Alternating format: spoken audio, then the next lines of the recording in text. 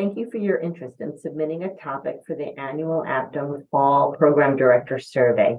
My name is Kathleen Finn, and I am currently the chair of the APDIM Survey and Scholarship Committee. This short video is meant to provide a brief explanation about the development of the annual research survey and some tips about the topic submission process. We truly encourage you to think about and submit topics for the Program Director Survey. It is far richer when more APDIM members consider and submit topics. For background purposes, the APDIM Survey and Scholarship Committee consists of experts in graduate medical education, including residency program directors and associate program directors. The committee is supported by the amazing Alliance survey and research staff. The overarching goals of the APDIM survey are to answer questions important to the wider GME community, to answer questions relevant to program directors and associate program directors, to collect core residency program characteristics and trend net data, to provide results that are helpful to program directors, associate program directors, and their colleagues to negotiate for resources, and to provide scholarship opportunities for APDIM members. In addition to collecting data about program directors and program characteristics and salaries, some recent topics covered by the annual survey include the following: virtual recruitment, COVID associated with program director burnout and program director opinions on hazard pay during COVID, ambulatory in-basket management and parental leave policies, training in safe opioid prescribing, and program director perception on the mistreatment of residents. There have been studies, research, we've done research questions and published papers on disparities in salary of program director. Where do IMGs train? Why do program directors resign? There's been paper published on team caps, ABIM leave policies, and chief resident recruitment. And you can find survey result reports and survey topics on the Alliance webpage under Survey and Design. Since 2006, over 60 plus articles have been published based on the Program Director Annual Survey. The advantage and purpose of publishing our results is to make them available to a wider GME community so that they can help advance medical education and training. And we really believe it's important to publish this material so that it is available to everybody in graduate medical education.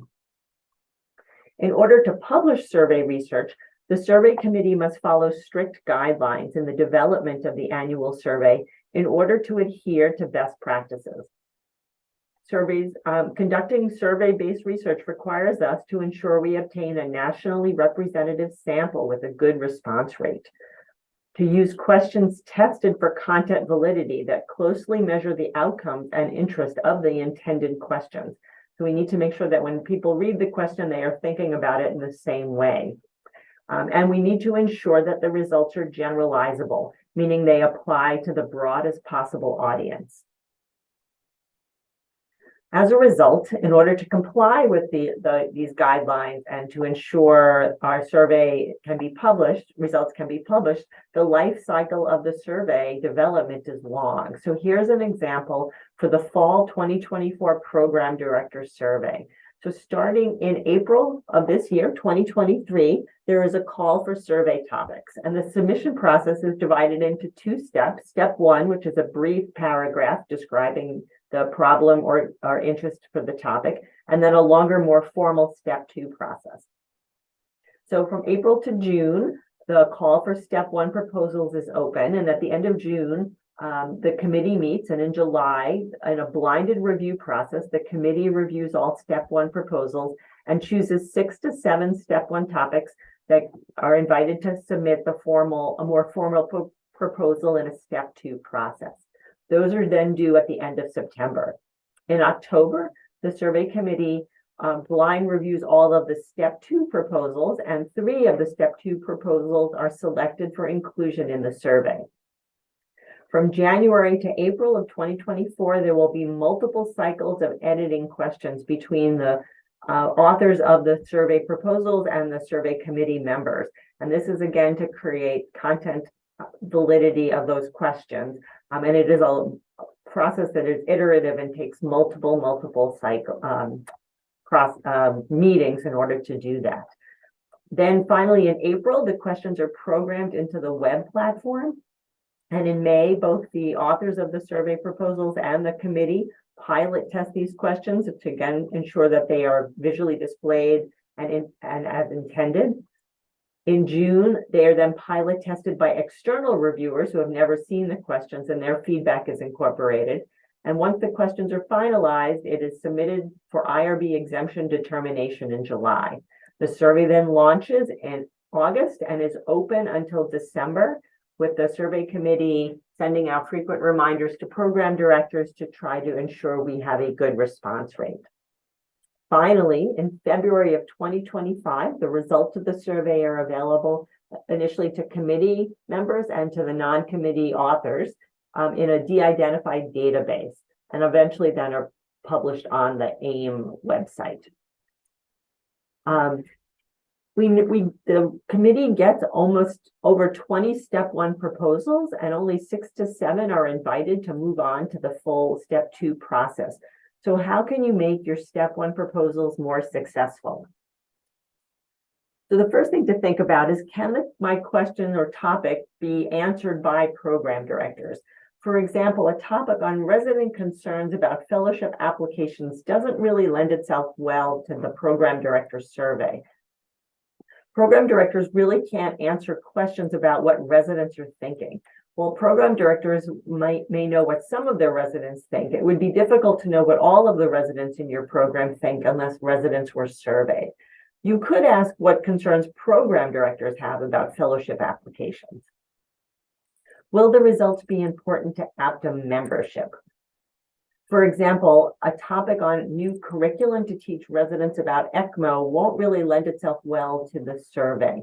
Since most residency programs are in hospitals without ECMO, the number of program directors able to answer these questions would be small, and the topic would not be important to APDIM membership at large. Will the answers to the topic that you propose have implications more broadly for GME? For example, a topic on work hour limitations isn't going to work very well because at this point there have been numerous national studies already published on work hours, and it is unlikely a survey of internal medicine program directors would add additional information to the literature unless there was something new. And lastly, is the topic well suited to use survey as a research tool? For example, a topic on challenges in remediation and how to handle them would be difficult. This topic involves a lot of nuances, as remediation of residents is complex, as we all know. And doing a survey on this topic would be challenging and provide only superficial answers. This type of topic would be better served with focus groups and a qualitative analysis. So it is not expected that the members who submit survey topic proposals be well-versed in survey research methodology. However, the survey proposals are evaluated based on whether they lend themselves to a research hypothesis and framework. If you would like assistance or advice on how to formulate your ideas as a topic proposal before submitting it to step 1, the APDIM Survey and Scholarship Committee would be happy to help. We are offering free coaching and mentoring for anyone that's interested on a first-come, first-served basis for those who have never submitted a topic before. Please email surveys@im.org to be paired with an experienced APDIM survey committee member who can provide suggested edits and revisions and work with you to improve your proposal. The survey committee member then would be recused from the survey committee's blinded review process of the topic. Please note that requests for assistance can't be guaranteed after June 16th due to the proximity of the step 1 submission deadline. But please consider asking for help. We are happy to provide coaching and mentoring. Just send an email to surveys@im.org with the subject line request for 2024 APDIM annual survey topic assistance. Thank you for your attention, and please consider submitting a survey topic.